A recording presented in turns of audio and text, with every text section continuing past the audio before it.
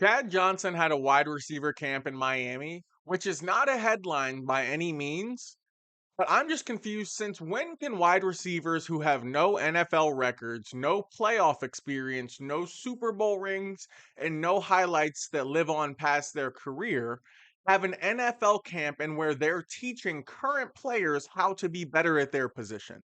That doesn't make any sense. The guys who attended Chad Johnson's wide receiver camp were better wide receivers than Chad Johnson was. Going to a camp of a guy who was worse than you is only going to make you worse. Chad Johnson's trying to tell Jamar Chase how to get off the line of scrimmage, how to get off breaks. No, Jamar Chase is the best receiver in the NFL. Jamar Chase is way better than Chad Johnson ever was. So, guys going to a Chad Johnson camp trying to find out how to get better at wide receiver would be like Anthony Edwards going to a Derek Fisher camp. It doesn't make any sense. There's nothing that Derek Fisher can teach Anthony Edwards about playing in the NBA. Same thing. There's nothing that Chad Johnson can teach Jamar Chase about playing in the NFL. Russell Westbrook is one of the greatest point guards of all time, and he's also one of the most disrespected players of all time. When you look at Russell Westbrook's career, every single organization and team he's been on, he has been one of the top three players on the team, including when he was in Oklahoma City with James Harden, Kevin Durant. They changed the NBA and they made big threes a thing. Teams had to go and get in groups of three to even be able to compete with them. Then you look at Russell Westbrook's career, and he's been in the NBA for 17 NBA seasons, playing defense, rocking the rim, knocking down mid ranges, and being a teammate that is a mentor to the rest of the people on his team. Russell Westbrook is a better point guard than Magic Johnson, and they have the exact same game. The only difference between Magic Johnson and Russell Westbrook is that Magic Johnson wasn't dunking the basketball and Russell Westbrook wasn't throwing no look passes. Besides that, it was the exact same. They score from the mid range, they're not 3-point threats, they also have to get into the rim, and they elevated their teammates. With that being said, Russell Westbrook has consistently put together a better NBA career than Magic Johnson put together. Russell Westbrook has been in the NBA for 17 seasons, and he hasn't even considered retirement. Meanwhile, Magic Johnson only played 13 seasons before he stopped playing. The only reason that Magic Johnson is so highly regarded in the NBA is because he was throwing no look passes before they were popular. If Magic Johnson was throwing those exact same passes, but he was looking at them when he threw them, you never would have heard of his name. He wasn't that good, he wasn't that impactful, and he wasn't anything special as a basketball player. The only thing that Magic Johnson had was flash before flash existed. He would throw a no look pass, and people would go absolutely insane and lose their mind because they hadn't seen it before. He wasn't doing anything else on the basketball court besides the no look passes. If Magic Johnson tried to play basketball today, his entire NBA career, from draft night to his last game in the league, would be 2 years. Think about it. Ben Simmons is 6'9", point guard, can ball handle, stronger, bigger, faster, taller, dunks better than Magic Johnson did. Ben Simmons can't even find a role in the NBA because the NBA has changed so much. Then you look at Magic Johnson. If Ben Simmons can't play, Magic Johnson would have been extinct. There's nothing that Magic Johnson can do with his basketball game and the way he played that would be effective in today's NBA game. The only thing he did is no look pass, and everybody in 2025 can no look pass. Tahad Pettiford from Auburn basketball got a DUI last night. And this isn't about Tahad Pettiford, but the question is, why do all of these SEC schools have issues with their players getting in reckless driving accidents, DUIs, speeding, all of that stuff? Stop giving these kids cars for NIL gifts if they can't handle them. There are so many things that an 18, 19, 20-year-old kid could use that is monetary and or financial value that doesn't have an engine that could ruin their life and or somebody else's life.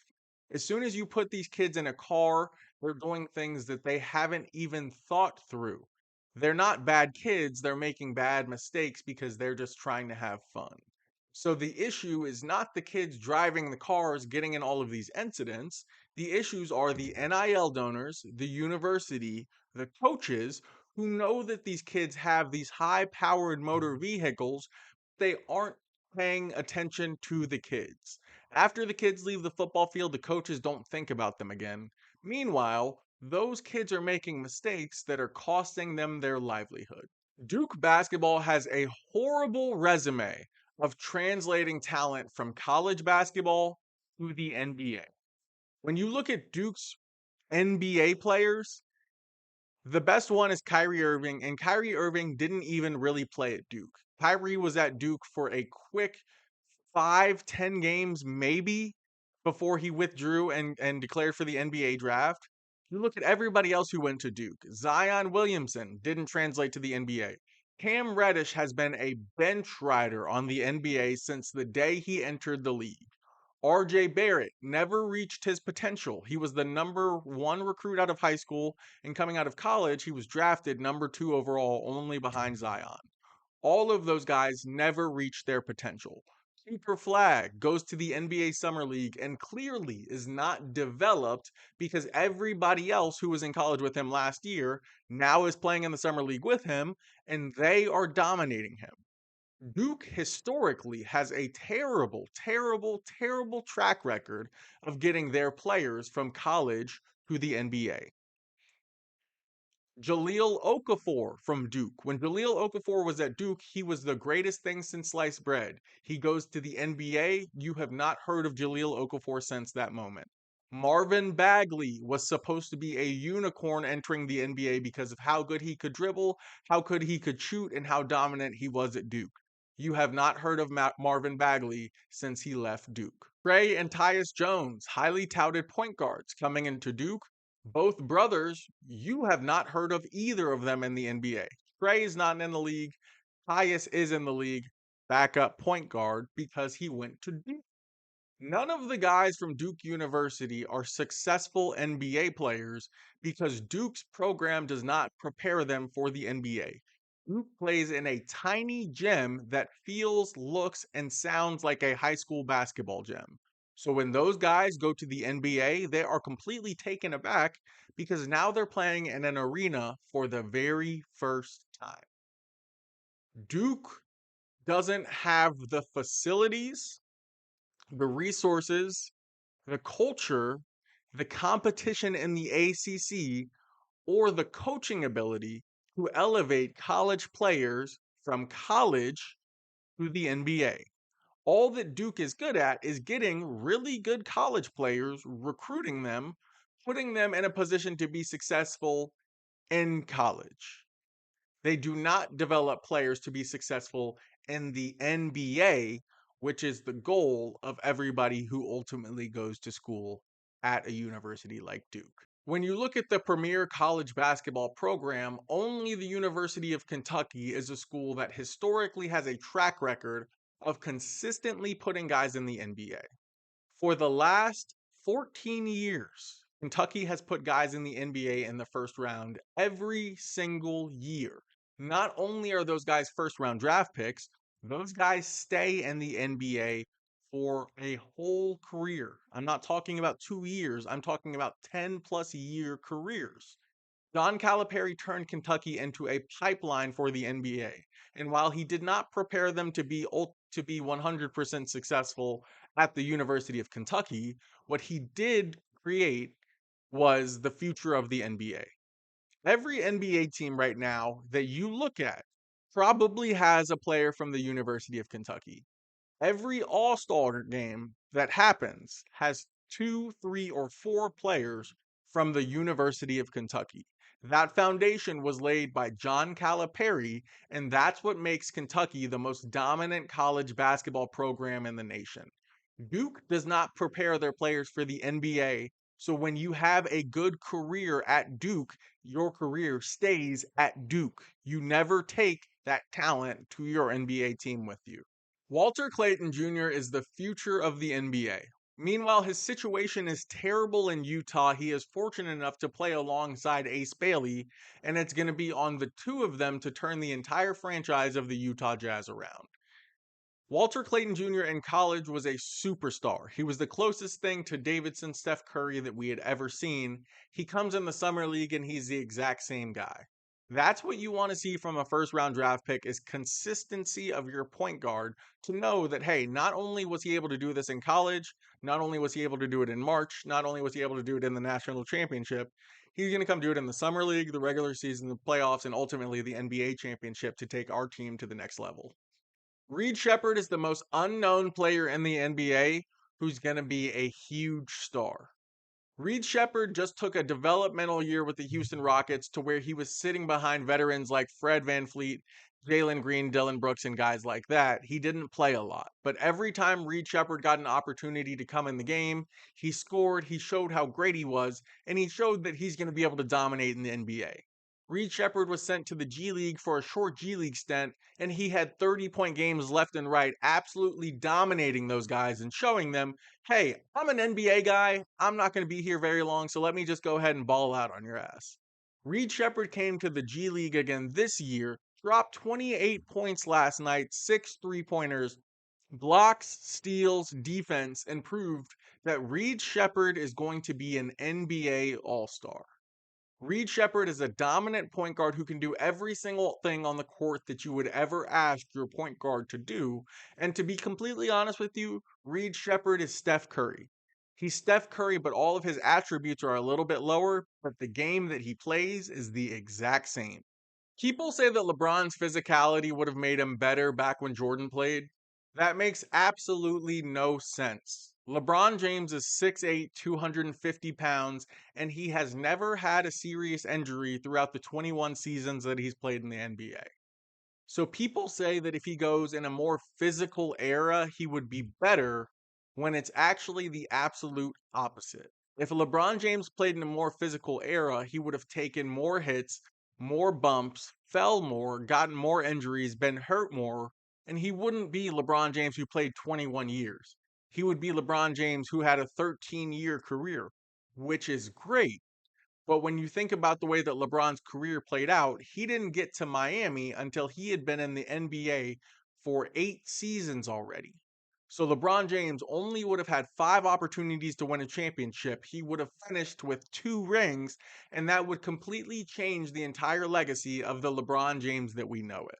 So, no, LeBron James could not have played in the 1980s, 1990s. That would have ruined his NBA career. Basketball was more difficult in the 1980s and 1990s for the exact same reason that overseas Europe FIBA basketball is more different than the current NBA landscape. When you shrink the basketball court, less people are open, it's harder to score, and you can't drive by people because the help side defense is right there because everybody on the court is closer to the basket. Therefore, you don't have space to drive past people. You don't have space to create your own shot, step back and shoot a three. The fact that the entire court is spaced makes it harder for everybody. Even if Steph Curry could shoot Even if Steph Curry could shoot threes from half court, he's still going to walk all the way up to the 3-point line to shoot his three because it's closer and easier. Therefore, moving the 3-point line in actually makes the NBA more difficult. And you can see that in the Olympics. In the Olympics, our NBA players were shooting threes from the high school and college line, therefore shrinking the court. Other teams could guard us better, and it was more difficult for the United States of America to win that gold medal. If that same Olympics was played on an NBA court, the whole court would be spaced out. Those other guys would have to go further away from one another to be able to try to guard our best players one on one, which is impossible. They would not have stood a chance. With that being said, the way that Jordan played in the 1980s and 1990s was essentially FIBA basketball with a shrunk court. Made it more difficult to score, more difficult to get to your spot, more difficult to get to the rim. And Michael Jordan was still dropping 45 and 50-point games every single night. LeBron James never, ever, ever would have been able to score at the level that he does now in Michael Jordan's era. Cooper Flagg's entire career was built off of one individual clip of him scrimmaging Team USA. Cooper Flag scrimmaged Team USA for over an hour. Social media broke down a 1 minute clip of him going and making a bucket on one end. On the other end, he gets the rebound. Ultimately, he comes out on the other side and he gets a layup. So they cut all of the other practice film from an hour-long practice, put out a minute, and then told everybody that Cooper Flag was the best player in America. ESPN and all of the other recruiting services then skyrocketed his recruiting ranking, said, hey, Cooper Flag is now the #1 player in the country, and he's the best player in the world. Meanwhile, Cooper Flag was never the best player in the country. Cooper Flag did not dominate that scrimmage, and Cooper Flag didn't have any success in that Team USA scrimmage aside of the 1 minute clip that you saw. What actually happened was the media and the reporters after the scrimmage asked some of the NBA veterans, Anthony Davis, LeBron James, hey, do you think the 16-year-old kid that you just played with is good at basketball? And then Anthony Davis and LeBron said, yeah, the 16-year-old kid that I just played with is pretty good at basketball. They then took that quote, put it out in the media, and said NBA stars are praising Cooper Flag and saying that he's the next great thing. That's not what happened. NBA players can't slander a 16-year-old kid because it doesn't make sense. So, of course, they're going to say, yeah, he was good, thumbs up. But I just dunked on him for 59 minutes straight, and he didn't put up a fight.